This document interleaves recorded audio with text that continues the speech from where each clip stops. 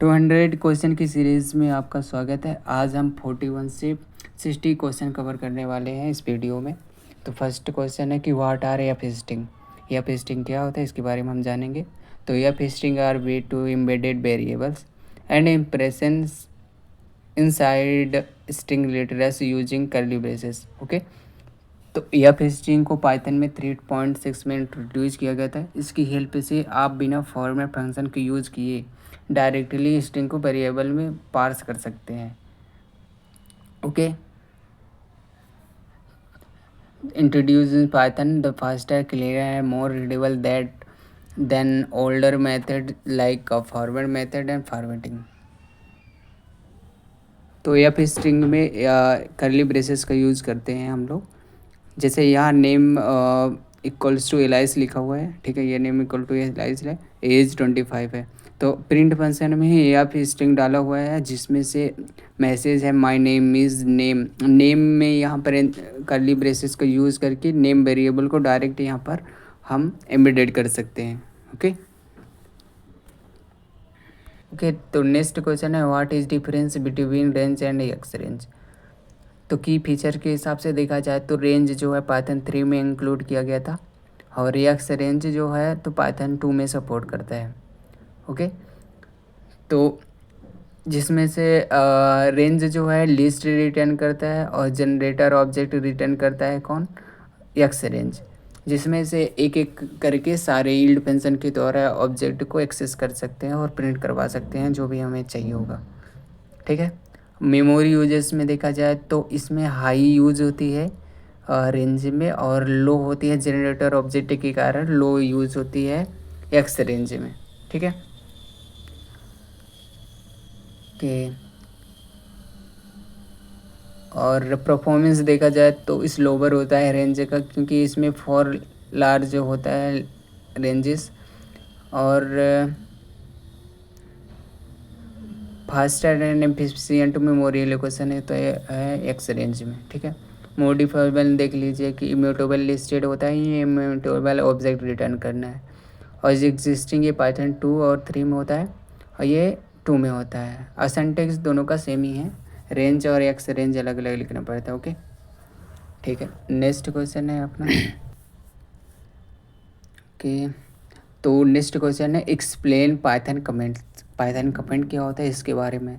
तो Python comments के बारे में जानेंगे। तो comments are line in Python code that the interpreter ignore during execution.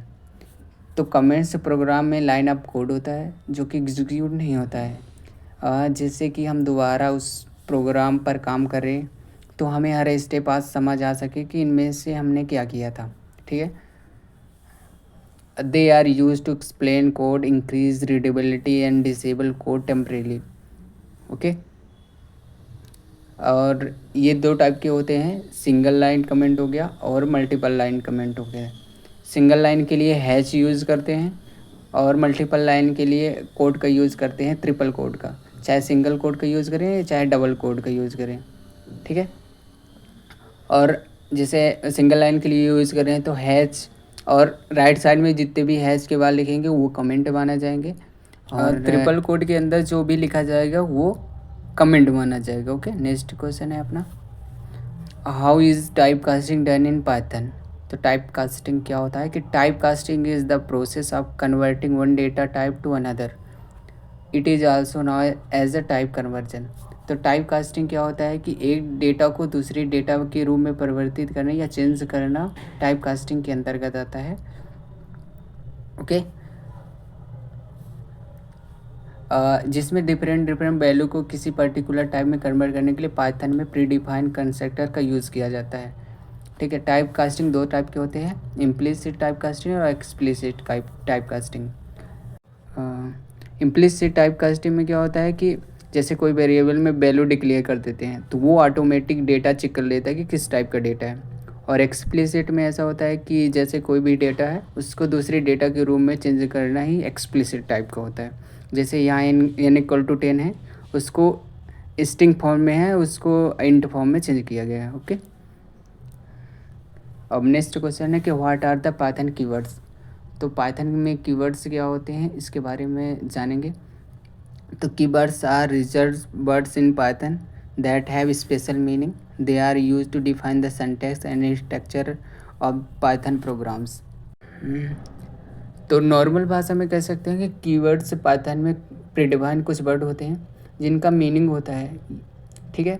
In words के नाम के वेरिएबल, मॉडल्स और क्लास नेम फंक्शन नहीं बना सकते हैं क्योंकि इसमें से हमारे द्वारा बनाए गए वेरिएबल्स और एक्चुअल कीवर्ड्स में कन्फ्यूजन होते हैं, इसलिए इन्हें डिफाइन नहीं कर सकते. ओके, एरर आती है. ठीक है. ये केस सेंसिटिव होते हैं. जैसे कीवर्ड्स के नेम होते हैं वैसे ही सेम टू सेम लिखना पड़ता है, नहीं तो वो वेरिएबल एज अ वेरिएबल या फंक्शन डिक्लेयर किया जाएगा. ओके. अब जो कीवर्ड्स होते हैं उनके नाम का यूज़ वेरिएबल और फंक्शन में नहीं कर सकते हैं. ठीक है. ओके. कुछ कीवर्ड्स यहाँ पास हैं, जैसे कि कीवर्ड्स हो गया ट्रू, फॉल्स, नन, एंड. इन सभी का यूज़ हम वेरिएबल के नाम पे नहीं कर सकते हैं, ना ही फंक्शन बना सकते हैं इनका. ओके. तो ये सारे चार्ट में जितने भी कीवर्ड्स दिए हो गए हैं इनका वेरिएबल नेम के साथ यूज़ नहीं किया जा सकता है, और ना ही क्लास नेम ना फंक्शन नेम के साथ बना सकते हैं. इनका यूज़ केवल स्पेशल टास्क के लिए होता है. ओके. अब नेक्स्ट क्वेश्चन की तरफ चलते हैं अपना. तो एक्सप्लेन टर्नरी ऑपरेटर इन पाइथन. तो टर्नरी ऑपरेटर क्या होता है इसके बारे में हम जानेंगे. ये नॉर्मल में यूज़ नहीं करते हैं लोग. ठीक है ना. तो ternary operator is one line short hand for if else condition in Python. It allow to assign value based on condition all in single line.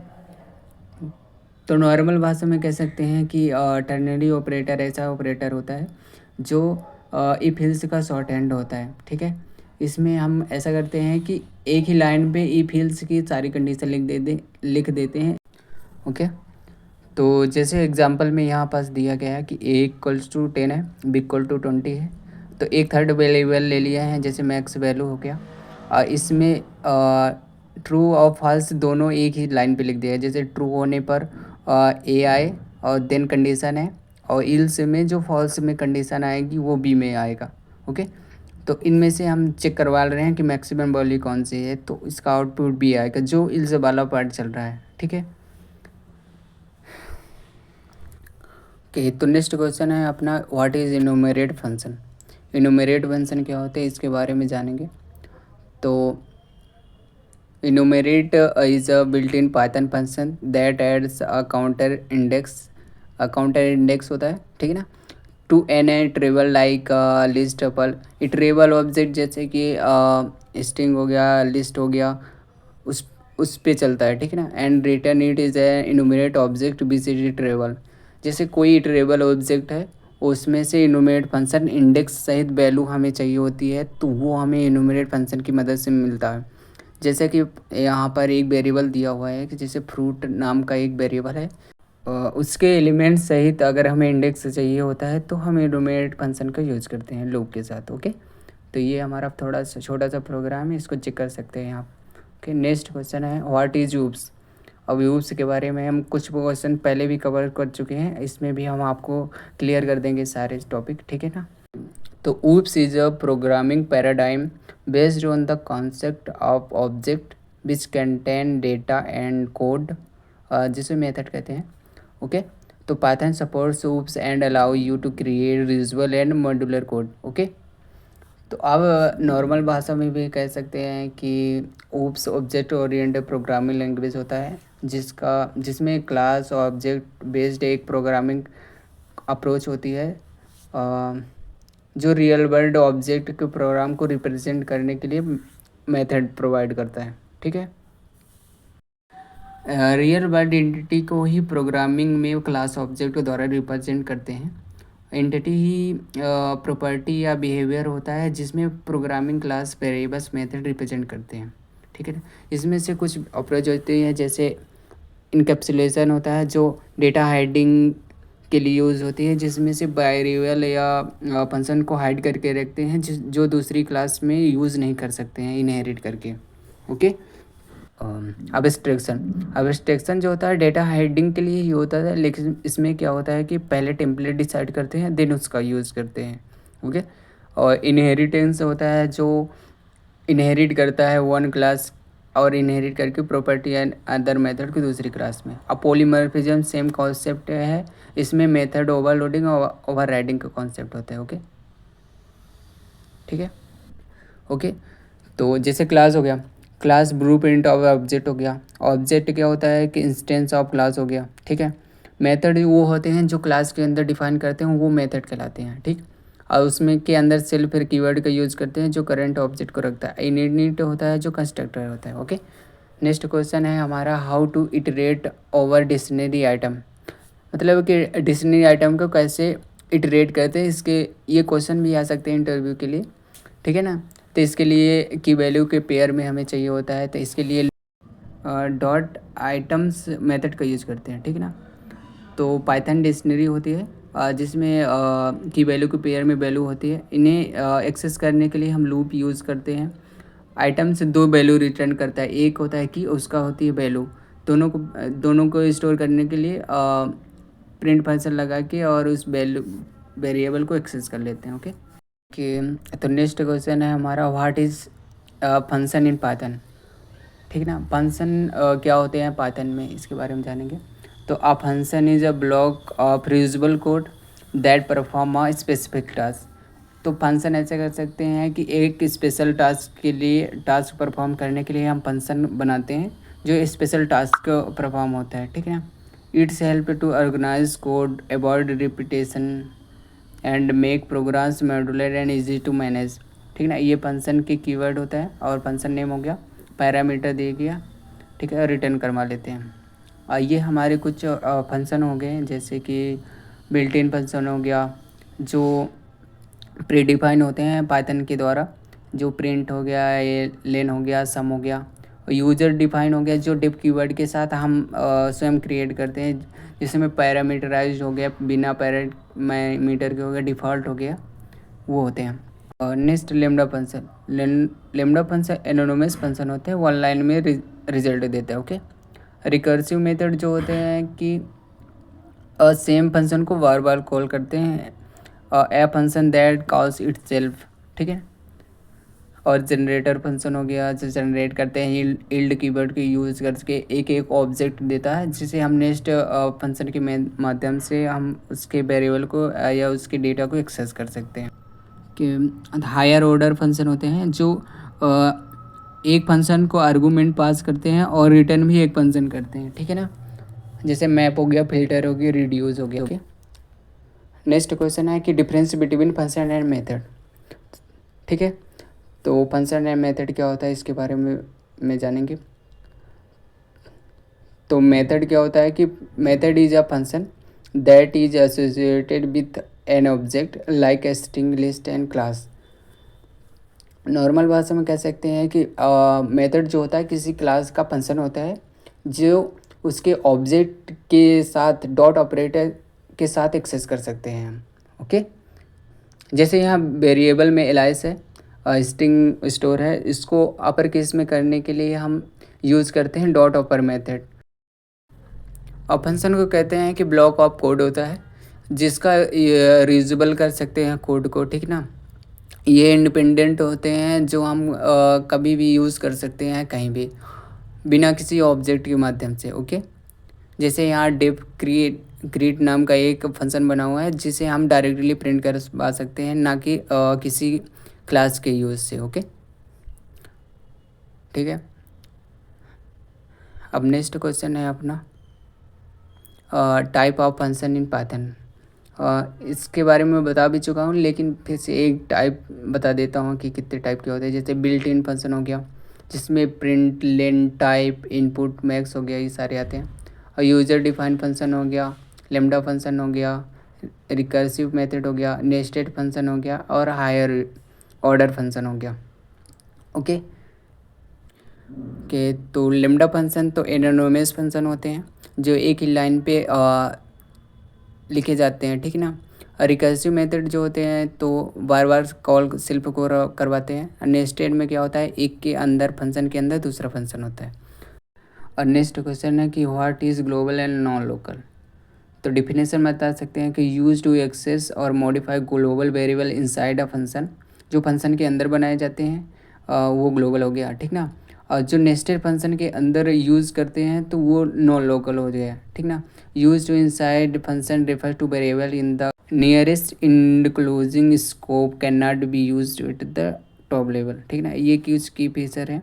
Global का ग्लोबल स्कोप होता है, नॉन लोकल के इनक्लोजिंग फंक्शन होता है। जैसे कोई function close होता है उसका स्कोप बंद हो जाता है, उसे बाहर एक्सेस नहीं कर सकते हैं।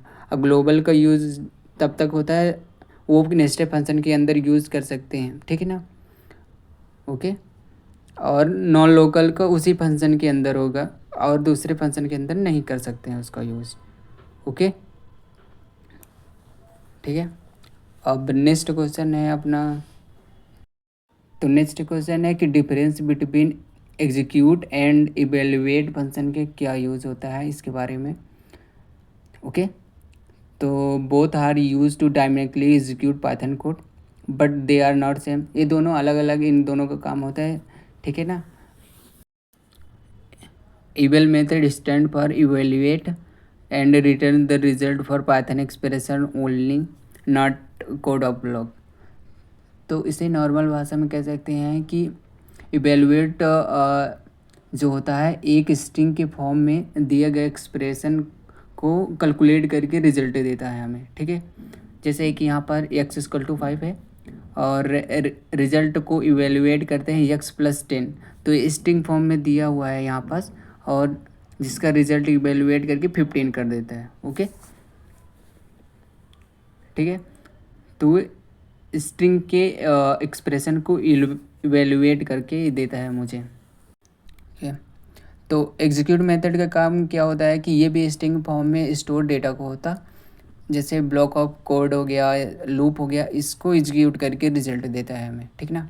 जैसे ये कोड नाम के वेरिएबल में एक फंक्शन स्टोर है, इसका आउटपुट चाहिए होता है तो हम एग्जीक्यूट मेथड के अंदर उस वेरिएबल को कॉल करवाते हैं। ओके ओके, तो दोनों में बेसिक डिफरेंस ये है कि इवेलुएट जो होता है वो एक्सप्रेशन को रिजल्ट देता है और एग्जीक्यूट मेथड जो होता है ब्लॉक ऑफ कोड को देता है। ओके, नेक्स्ट क्वेश्चन में की तरफ चलते हैं आप। नेक्स्ट क्वेश्चन है कि व्हाट इज़ DRM मेथड और हेल्प मेथड यूज्ड फॉर, ठीक है।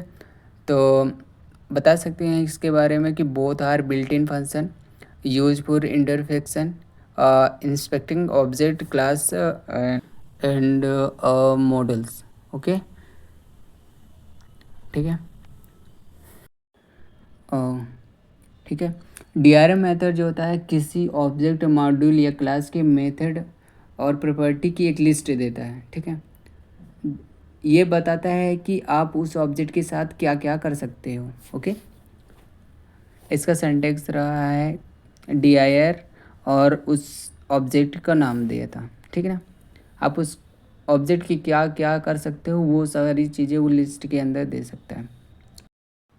हेल्प मेथड के यूज़ से हम किसी ऑब्जेक्ट मॉड्यूल या फंक्शन के ऑफिशियल डॉक्यूमेंट को देखने के लिए यूज़ करते हैं। ओके, नेक्स्ट क्वेश्चन है कि एक्सप्लेन फंक्शन एनोटेशन। ओके, तो आप नॉर्मल भाषा में समझा सकते हैं कि पाइथन में एक फीचर है जिसमें हम फंक्शन के पैरामीटर और रिटर्न वैल्यू के साथ डेटा टाइप का डिस्क्रिप्शन देते हैं, जो हमें बताता है कि डेटा किस तरह के जा रहा है और क्या किस तरह की डेटा रिटर्न करना है। उसके लिए नोटेशन का यूज़ करते हैं, ठीक है ना। कि ये मेथड है जैसे ग्रीक नाम का, इसमें स्ट्रिंग और इंट और रिटर्न टाइप भी str दिया हुआ है, ठीक ना। ओके, तो यहाँ से स्ट्रिंग रिटर्न करवा रहे हैं, ठीक है। अगर हमें एनोटेशन चेक करना है कि कौन कौन से वेरिएबल में कौन सा रिटर्न करवा रहे हैं, तो उसके लिए हम डॉट $_ एनोटेशन $_ यूज़ करते हैं। फंक्शन एनोटेशन ये काम करता है कि किस तरह का आर्गुमेंट पास करना और किस तरह का रिटर्न करता है। ओके ओके, तो नेक्स्ट क्वेश्चन है what is the purpose of yield. Okay, तो ये क्वेश्चन बहुत बार पूछा जाता है कि इंटरव्यू में कि यील्ड कीवर्ड क्या होता है, इसके बारे में बताओ। तो आप ऐसे बता सकते हैं कि यील्ड एक कीवर्ड होता है जो फंक्शन को जनरेटर फंक्शन बना देता है, ठीक है। जब आप यील्ड का यूज़ करते हो तो फंक्शन पूरा डेटा एक साथ ना देकर एक एक करके रिटर्न करता है, ठीक है। जिसे आप लूप के साथ यूज़ कर सकते हो। ओके ओके, तो नेक्स्ट क्वेश्चन है कि difference between break, continue and pass. तो इसके बारे में हम बताएंगे। तो ये तो पहले तीनों लूप में यूज होते हैं, ब्रेक, कंटिन्यू और पास। ओके, तो ब्रेक का यूज़ तब होता है जब किसी लूप को टर्मिनेट करना होता है तुरंत ही, तो उसके लिए हम ब्रेक का यूज़ करते हैं। ओके, तो कंटिन्यू का यूज़ तब होता है जब करेंट इटरेशन को छोड़ देता है, मतलब उस स्टेप को स्किप कर देता है और नेक्स्ट स्टेप में चला जाता है। ठीक है, अब पास कीवर्ड का यूज़ तब करते हैं जब बॉडी डिफाइन नहीं करते हैं लूप में, तब पास का यूज़ करते हैं। ठीक है, ओके ओके, तो अब नेक्स्ट क्वेश्चन है कि what is the use of ills with loop. तो लूप में इल्स का क्या यूज होता है इसके बारे में। In Python ills can be used with और वाइल लूप्स। ओके, यहाँ पर एक्स्ट्रा चीज़ हो गई है और का। ठीक है, तो आप बता सकते हैं कि इल्स ब्लॉक तभी रन होता है जब पूरा लूप सक्सेसफुली कंप्लीट हो जाता है। अगर बीच में ब्रेक आ गया तो इल्स ब्लॉक स्किप हो जाता है। ओके, ठीक है, the else block execute only when the loop complete normally, no break occurred. ठीक है, जैसे कि यहाँ पास एक ओके, तो यहाँ पर स्ट्रक्चर बना हुआ है फॉर लूप का। ओके, जैसे यहाँ इटरेबल ऑब्जेक्ट है और इल्स पार्ट है। अगर वहाँ फर्स्ट ब्लॉक में अगर ब्रेक नहीं लगा होता है और लूप सक्सेसफुली कंप्लीट होता है तो इल्स ब्लॉक रन होगा। ओके, ठीक है, ओके, नेक्स्ट क्वेश्चन है व्हाट इज जनरेटर एक्सप्रेशन। ठीक है, तो ये आप डिफिनेशन बता सकते हैं। ठीक है ना, तो नॉर्मल भाषा में हम बता सकते हैं कि जनरेटर जो होता है लिस्ट कंप्रीहेंशन जैसा होता है। ठीक है, इसमें पैरेंथेसिस का यूज़ करते हैं और लिस्ट कंप्रीहेंशन में ब्रैकेट का यूज़ करते हैं। ठीक ना, सेम होता है, उसमें भी लिस्ट जनरेट करते हैं, इसमें जनरेटर एक्सप्रेशन जनरेट करते हैं। ओके, तो इसमें क्या होता है कि प्रिंट करवाने के लिए नेक्स्ट कीवर्ड का यूज़ करते हैं। ठीक है, ये सिंटैक्स रहा एक्सप्रेशन का। ठीक, लिस्ट के लिए ब्रैकेट का यूज़ करते हैं और इसके लिए पैरेंथेसिस का यूज़ किया जाता है। ठीक, ओके, थैंक यू। अगर वीडियो अच्छी लगी हो तो लाइक करिए, सब्सक्राइब करिए और बने रहिए हमारे चैनल के साथ।